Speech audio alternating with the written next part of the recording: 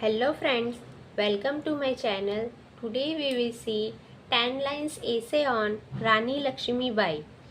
1. Rani Lakshmi Bai was a courageous queen from Jhansi.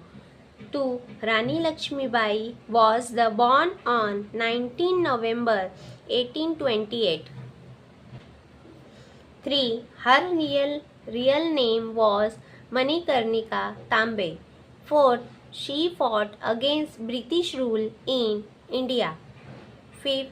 Rani Lakshmi Bai was skilled in horse riding and sword fighting. 6. She became known as a sign of bravery and courage. 7. She died fighting from her kingdom on June 18, 1858. 8.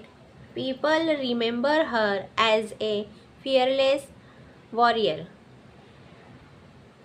9th. Her story inspires people even today. 10. Rani Lakshmi Bai is a national hero of India. Thank you watching my video. Like, share and subscribe my channel. Thank you.